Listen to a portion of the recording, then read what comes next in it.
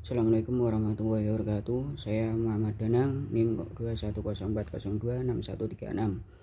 Pada kesempatan kali ini saya akan menyajikan surat Al-Waqiah ayat 1-12. Pada ayat pertama, secara bahasa kata Al-Waqiah artinya adalah terjadi, karena dia berasal dari isim fa'il waqa'a yang artinya terjadi. Pada ayat yang kedua, ada dua tafsiran secara umum tentang ayat ini. Tafsiran pertama yaitu hari kiamat pasti terjadi. Tafsiran kedua yaitu orang-orang yang kufur dan ragu terhadap adanya hari kiamat kelak akan menyaksikan hari kiamat tersebut. Dan tatkala mereka menyaksikan hari tersebut, maka mereka akan beriman dengan hari kiamat. Pada ayat yang ketiga, apa maksud dari hari kiamat akan merendahkan dan meninggikan? Bagi ahli tafsir mengatakan bahwa ada orang-orang yang tatkala dunia dia tinggi, hebat dan dihormati, maka pada hari kiamat dia akan dihinakan oleh Allah Subhanahu wa taala. Pada ayat keempat, kiamat kalimat rojatil ardu roja artinya adalah bumi diguncangkan dengan disertai suara. Pada ayat yang kelima, kata bassa diambil dari yubas suddaqiku, yaitu tepung yang dihancur-hancurkan sehalus-halusnya. Pada ayat yang keenam, kata haba'a debu dalam bahasa Arab memiliki beberapa makna. Dan ayat yang ketujuh, setelah Allah Subhanahu wa taala menggambarkan dahsyatnya hari kiamat tersebut, maka Allah kemudian menyebutkan bahwa pada hari itu manusia menjadi 3 kelompok. Inilah gambaran secara global tentang kondisi manusia pada hari kiamat kelak. Pada ayat ke-8 sampai 10, 3 kelompok manusia ada yang Allah Subhanahu wa taala maksud adalah yang pertama, golongan kanan. Mereka disebut golongan kanan karena mereka mendapat buku catatan amal mereka dengan tangan kanan, dan mereka dikumpulkan di sebelah kanan untuk berjalan menuju ke surga. Yang kedua, golongan kiri. Mereka disebut golongan kiri karena mereka mendapat buku catatan amal mereka dengan tangan kiri. Sebagai bentuk Allah Subhanahu wa taala menghinakan mereka, dan mereka dikumpulkan di sebelah kiri dan digiring menuju neraka jahanam. Pada yang ketiga, golongan orang-orang yang dahulu masuk surga. Pada ayat ke-11 dan 12, yang Allah Subhanahu wa taala maksud dalam ayat ini yaitu golongan as-sabiqun atau orang-orang yang lebih dahulu, dan Allah menjelaskan tentang golongan ini pertama kali karena golongan ini merupakan golongan yang paling tinggi. Sekian, terima kasih. Wassalamualaikum warahmatullahi wabarakatuh. Mulai. Assalamualaikum warahmatullahi wabarakatuh. Bismillahirrahmanirrahim. Perkenalkan, nama saya Muhammad Abdul Rafiq Kudusin, NIM 21040266140, akan menjelaskan tentang puas kesimpulan. Jadi puas tafsir yaitu kesimpulannya golongan kanan, golongan kiri. Al-Waqiah ayat 1-12. Al-Waqiah membahas tentang yang berkaitannya golongan kanan dan golongan kiri. Golongan kiri menerima buku catatan amal mereka dengan tangan kiri dan mereka digiring menuju ke neraka. Betapa buruknya keadaan dan kondisi mereka. Alangkah besar kesengsaraan, malapetaka dan keperluan mereka. Imam Ahmad meriwayatkan dari Mu'adz bin Abbal radhiyallahu anhu, dengan golongan kanan menerima buku catatan amal mereka dengan tangan kanan, dan mereka dibawa menuju ke surga. Betapa baik keadaan dan sifat mereka, alangkah sempurna dan lengkap kebahagiaan mereka. Assalamualaikum warahmatullahi wabarakatuh.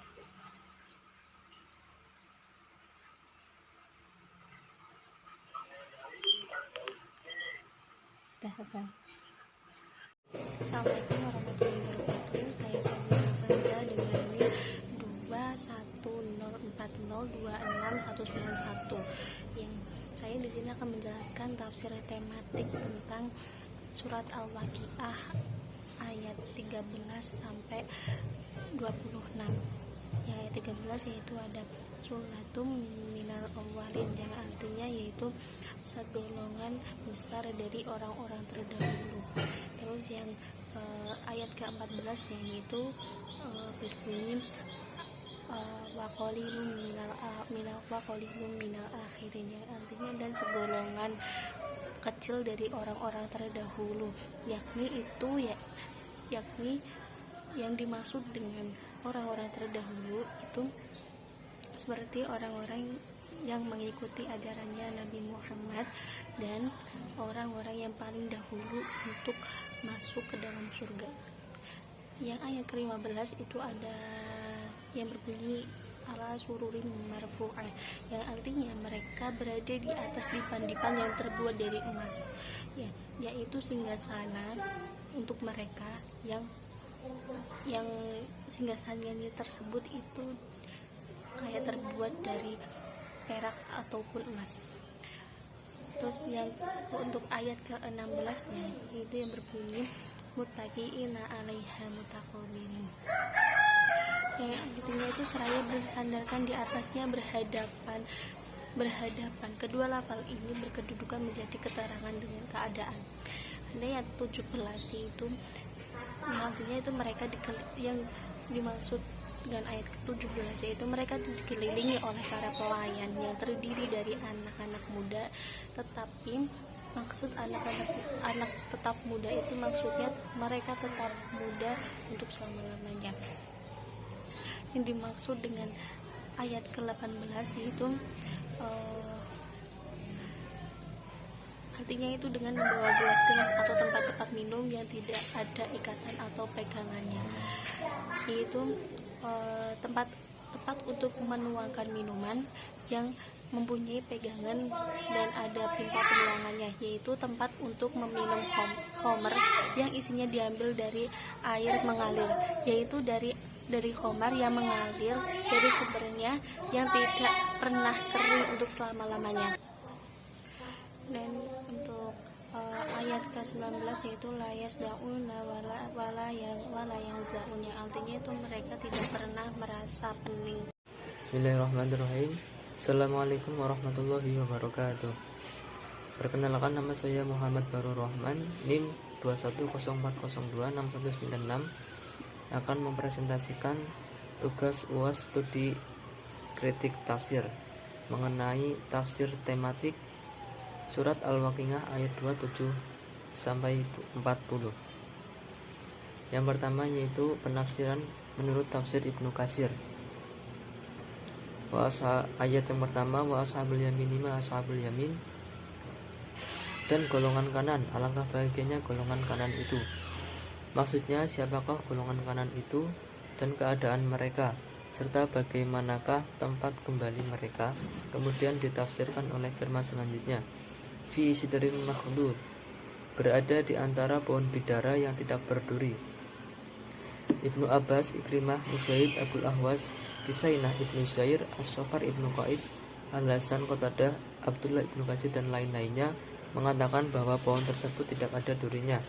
Dan menurut Ibnu Abbas adalah pohon bidara yang dipenuhi dengan buahnya. Ini menurut riwayat Ikrimah dan Mujahid. Hal yang sama telah dikatakan pula oleh Qatadah bahwa kami selalu membicarakannya, bahwa pohon bidara tersebut rindang buahnya dan tidak berduri, berbeda dengan pohon bidara yang ada di bumi.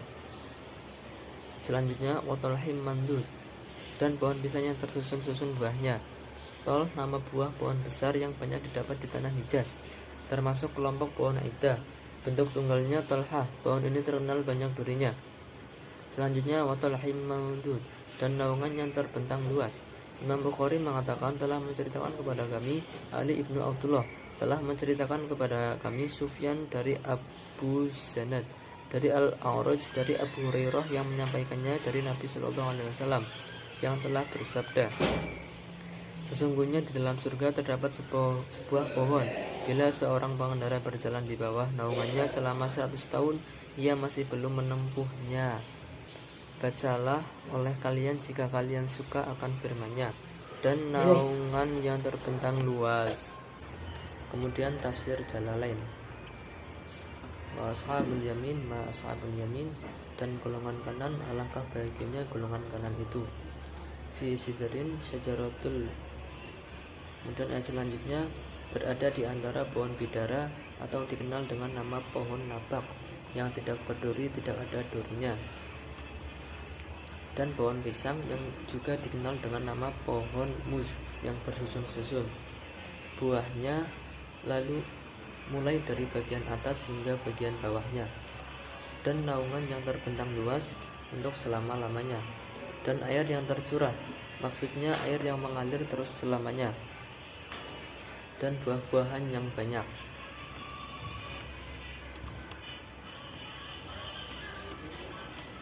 Yang tidak berhenti buahnya karena musim-musiman, dan tidak terlarang mengambilnya, artinya ia boleh diambil tanpa harus membayarnya, dan kasur-kasur yang tebal lagi empuk, yang diletakkan di atas dipan-dipan. Sesungguhnya kami menciptakan mereka dengan langsung, maksudnya itu bidadari-bidadari yang jelita lagi cantik itu kami ciptakan tanpa melalui proses kelahiran terlebih dahulu, dan kami jadikan mereka gadis-gadis perawan, yakni perawan semuanya. Setiap kali suami-suami mereka menggaulinya, para suami itu menjumpai mereka dalam keadaan perawan kembali, dan tidak ada rasa sakit dikala menggaulinya. Penuh cinta dapat dibaca urban atau urban, bentuk jamak dari lafal arubun, artinya wanita yang sangat mencintai suaminya dan sangat merindukannya, lagi sebaya umurnya, setara umurnya, bentuk jamak dari lafal turbun. Untuk golongan kanan menjadi silah dari lafal ansyanahunna atau dari lafaz ja'alnahunna, yakni kami ciptakan atau kami jadikan mereka untuk golongan kanan. Golongan kanan itu adalah segolongan besar dari orang-orang yang terdahulu dan segolongan besar pula dari orang-orang yang kemudian. Terima kasih dari saya, kurang lebihnya mohon maaf. Assalamualaikum warahmatullahi wabarakatuh. Assalamualaikum warahmatullahi wabarakatuh.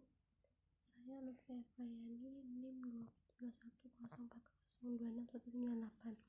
Di sini saya akan menjelaskan tafsir surah Al-Waqiah ayat 41 sampai 56. Pertama-tama saya bacakan ayatnya terlebih dahulu. A'udzubillahi minasyaitonirrajim. Bismillahirrahmanirrahim.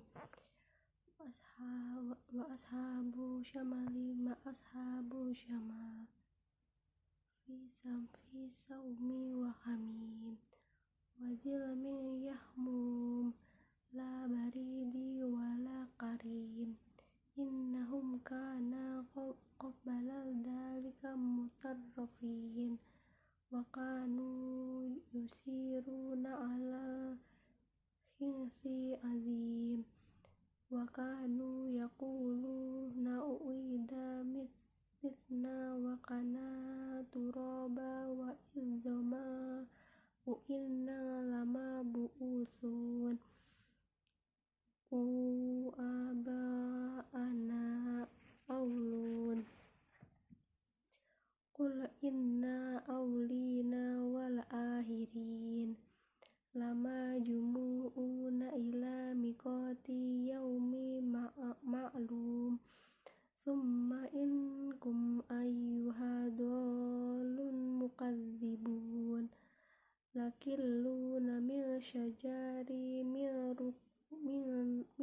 zaqqum famali'una minha butun fasyaribuna alaihi minal hamim fasyaribuna syurbal him hadza nazaluhum yaumaddin. Saya akan menjelaskan tafsir dari ayat 41 sampai 46.